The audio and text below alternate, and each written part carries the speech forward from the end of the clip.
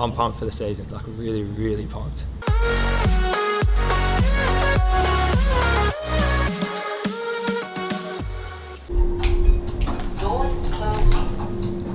Hey Sydney, be warmer. Be warmer. So I'm in Sydney for a family holiday, and I thought I'll reach out to Khan Porter, see if he's around. I said, are you around? He said yes. I said, can I come and hang? He said yes. So that's what I'm doing right now. I'm going to go over to Play Movement and maybe watch Khan train, maybe jump in on the action. 'Cause I'm the only one who can see. I don't need your dreamy eyes, no. I don't need your pretty smile, no. I just want your perfect mind, your perfect.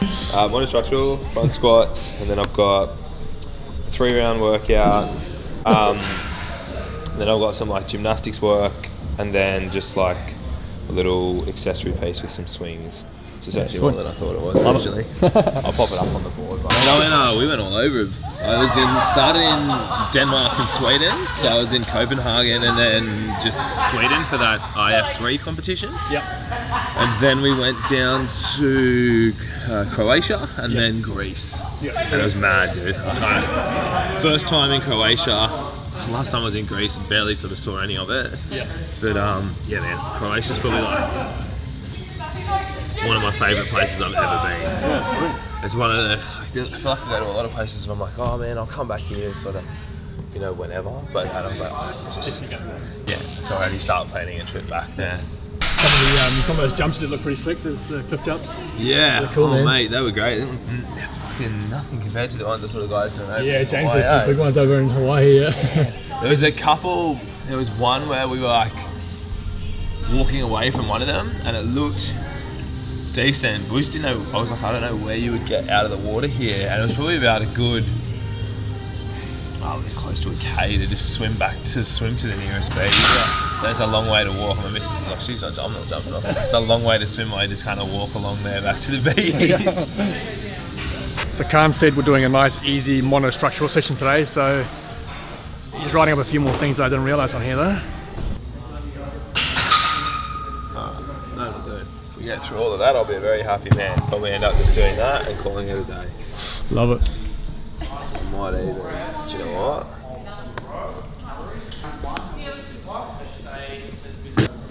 Who programs for you? I've got my own program, so some of it's from that, and then there's probably like 2 or 3 other programs I look at, just to see some like ideas and that. Just if I write all my own workouts and everything along those lines, whether I think I'm being completely objective or not. I just think I don't write the workouts for the open, so I don't write the workouts for competitions. I wouldn't write the workouts for the games. I just think it's good to do workouts other people write. But in terms of structuring like my sort of days, I just do it myself. I have a coach here at the gym that I sort of bounce ideas off with as well, and he's all good. He's not here at the moment though. And yeah, kind of just piece it all together. Try to do, as I said, a morning like one structural piece, and then like my strength and skill work I try to get done early because it's the stuff that I find the most boring. So if I nail that first thing in the morning after the conditioning, it means I can have a bit of fun with my training in the afternoon. Pardon me. Yeah, sick. Yeah, so we'll do A and B, see how we feel, and then go from there. Just like, I would say typically I'll train twice, but then sometimes, particularly at the moment, I'm just feeling a bit banged up, and I woke up a little bit like throaty this morning, and you get that little tickle in your throat. Yeah. So I might split today into 3, so do A and B, do C and D separately, and then do my afternoon session later on in the afternoon, just based on how I feel, rather than kind of trying to nail a massive session now and then come back in and nail another one. Yeah, that makes sense. Sweet. Do you normally train by yourself? Yeah, so mornings pretty much always. Yeah. And then afternoons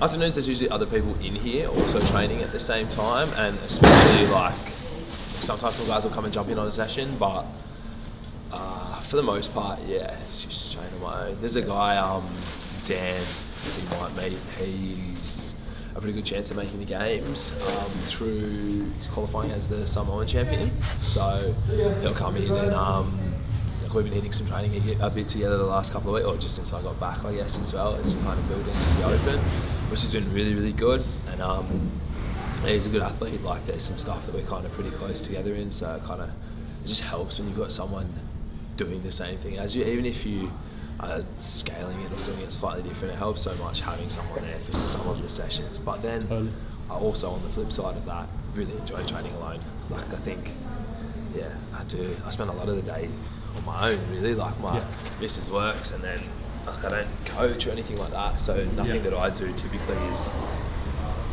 unless it's kind of stuff like this, like, you know, catch up with people. But I kind of like my time on my own. Yeah. And training's the same. I even like, I'll pop the headphones in sometimes, and even if there's like music's going, I could have the music on there. I just feel like it just keeps me in my own little world, and just allows me to really focus on that training. We have some mad sessions. So like a Saturday, we would call it Super Saturday. We just get the big speaker comes out, or the big speaker comes out Friday afternoon. We just pump the tunes, and then like, even if not all of us are doing the same workouts, it's cool because, you know, the vibe here is unbelievable, and that helps massively. Like, you'll fire each other up. Like, you see one of the guys is doing a lift, fire them up.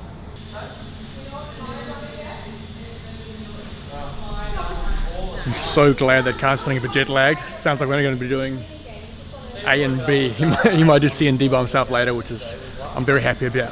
What's next for you? Have you got the sanctions lined up? Yeah, I'm going to go to China at the end of the year. Oh, sweet. Yeah, cool. So kind of tossed up between a few. I think I want to create a bit of a season out of this year. Like, I don't know, realistically, I turn 30 on Monday. So I've got, I don't know, maybe a good couple of years left, but I want to enjoy the new format while I have the opportunity to. One thing about that would be, I love to travel, so like going and checking out some different places. So I did Shanghai at the start of the year, and it was all right.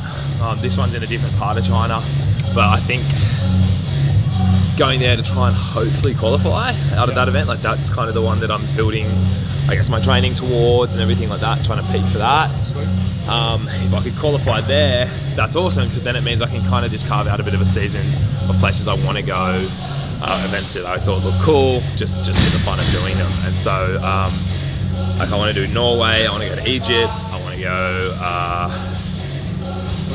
Spain, Italy, or Norway, Egypt, and Italy are the three main ones I really want to go to, just because they're three places I like to go and visit. And then I'd love to do one of the bigger American ones as well, like do the qualifier for Rogue, something along those lines.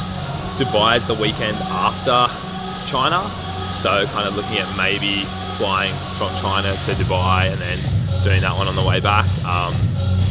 Obviously with the focus being on China, but then go to Dubai, try and just pick up a bit of cash or something there. But yeah, man, like, I want to carve a good season out of it.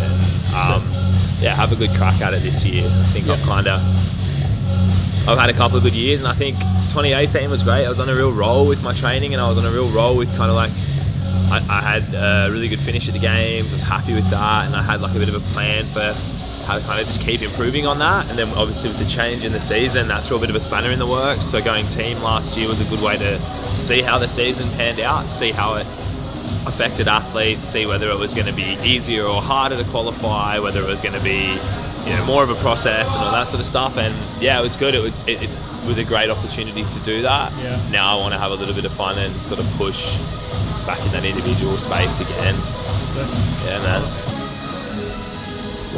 Start off chill, let it go from there, and then if anything, negative split, don't let your pace slow on either of the two machines. So start slower than you maybe think you want to, and then finish hard. Sweet. 10 seconds.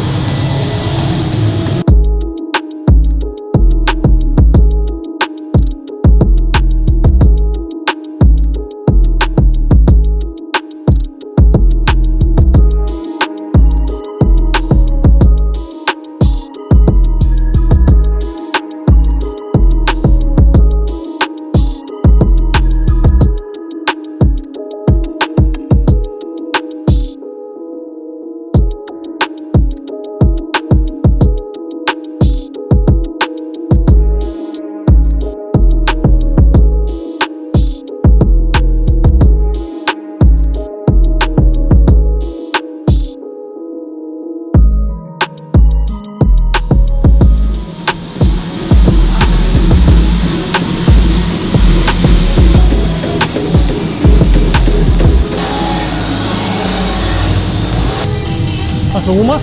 Yeah. Nice one. That 600's hard. It's like just not quite comfortable yet. Yeah. 4-2, you know it's going to be over. Yeah. That 6 is hard. Yeah. Bit of fresh tech? Yeah, from overseas. Nice. Yeah. What's the inspiration? So I was the 30th, I guess, president. When I was a kid, my mum still does, she used to call me Carney Bear. So I've always liked bears, and I wanted to get a forearm one, and yeah, it's kind of like looked around at different designs. I really like the kind of half geometric, like all the fine lines and that, and yeah, it's one that I've thought about and I've wanted for a while, so I was happy to get it. Sick. Yeah, I think bears as well, I like them, like kind of like, obviously when I first started thinking about it, I was just reading about kind of what the bears mean and that, and I like the kind of the polarization of them and like the polarity of them as an animal, like ferocious and can be fiercely independent, but also incredibly protective of the people, or their young, so their family and the people that they care about. And I thought that was kind of like a cool kind of balance between the two. Yeah, I'm wrapped with it. Right, you know, this is my my most liked photo on Instagram ever. Oh, mate, that was a cracker. I remember seeing that afterwards, and I was like, just so wrapped to make it back, because like that captures, I honestly caught the moment exactly how I was feeling. Perfectly. Yeah. That's good, man. It's really cool. I think that was one most liked photo last Oh yeah. Do that first session, so get like the minor structural stuff done. Yeah. And once that's done, I kind of have the gym to myself for 2 hours where I can just float around, do my own thing, Yeah. do my lifting, take my time with it, so I'm not, you know, rushing and all that sort of stuff. Yeah, nice. Really trying to make, well, first time in a long time that I'm trying to make training my priority. Yeah, sure. Like, rather than doing a bunch of different stuff all around it, I feel like I thought, you know, sometimes I think can be helpful because it gives you something to focus on outside of it, and I still obviously have bits and pieces to do, but get too caught up in other stuff, and I feel like sometimes it acts as a bit of a safety net, whereas if I'm like, oh fuck yeah, like I can train, or you know, I'm studying, or I'm doing this, or I'm doing that, then I kind of don't mind if I don't get my training done. Whereas if I'm like, no, that's your first priority, everything fits around that, it gives, like, it means starting to think about things like getting up, getting in here earlier, having like longer periods of time to do, say, my strength pieces and stuff, so I can actually hit the numbers, Yeah. do all the sets that I'm supposed to do the accessories that I find boring as batshit, but I know that I have to do as well. Yeah. And that way, yeah, like, you don't have that feeling. You get to competition, you're like, fuck, I wish I had put more time into this, or I wish I hadn't done that. And yeah. I really like, it'd be really cool, because in the absence of regionals, I think one of the only things about the sanctional season is you can follow your favourite athletes and they compete all year and you can watch that, it's really cool. Yeah. But we don't have one event that everyone does where you get to watch all the guys and all the girls throw down, Yeah. like regionals used to be. I think it'd be mad to try and hit the boys up and go, listen, I know everyone wants to do their bits and pieces, but why don't we pick one event and everyone agree to do it? Maybe all chip in like $200-300, and then whoever wins out of all the boys, give that to a charity of their choice or something like that. Because it would be so good to get, like, it's the one thing that the guys said that when they watched Down Under Champs, which was where obviously the regionals used to be. But yeah, it was mad watching like your team and Rod's team tussle in the bit, and then a couple of the boys and then a couple of the girls and that sort of thing in the afternoons. But it just wasn't the same as having, you know, all of the guys out there and all of the girls out there individually, so you can go, fuck, all right, this is cool, let's see where everyone is amongst everyone.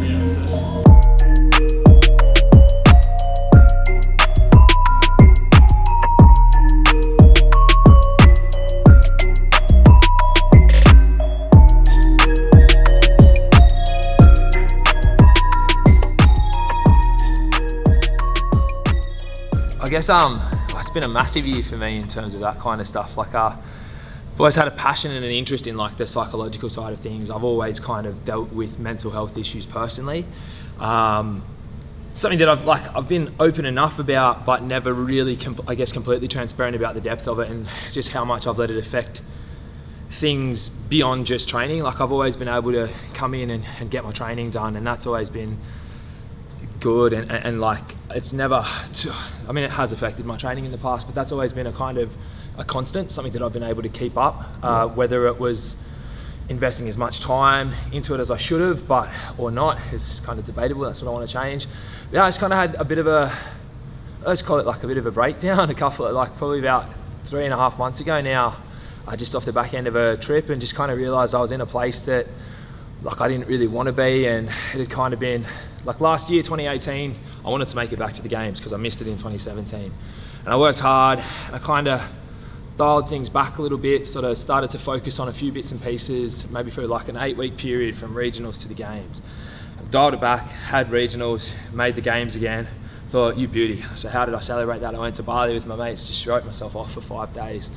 And I think that was maybe because for me, like that partying and going out and like binge drinking, I guess, has always been just how I switch off from not just training, but all the other things that I have constantly going on in my own head, and a lot of which is just shit that I inflict upon myself, or just the way that my mind works. And yeah, off the back of sort of fast forward 12 months, and you know, I had my best showing at the games last year. I was really happy with how that went, but I wasn't satisfied in terms of, like, I thought I could do better and I wanted to do better. Then obviously with all the changes and stuff, it was a bit of a limbo season. I was like, I'll just go teams and that'll be a bit of fun. And off the back of that, like, was traveling heaps and still trying to juggle heaps with work and with study and all that sort of stuff, and just basically frazzled myself to the point where I was either training, studying, working, stressing, and it was just, that stress would just build up to the point where the only way I would kind of see a way of kind of switching everything off was just go out and get absolutely obliterated. And obviously you do that and it's not the most like destructive, like just getting blackout drunk, stupid, you don't like, I just kind of had this point, I just realized, I was like, what are you doing? Like, is this really the life you want to be living? Is this really how you want to finish your career? You know, that, I think it sounds cliche, but turning 30, it's kind of a pretty, so that milestone where you look at your 20s and you go, all right, your 20s are that period where maybe you can just fuck around, make some mistakes, learn, grow, whatever. But I don't want to be doing this when I'm turning 40 as well. I want to have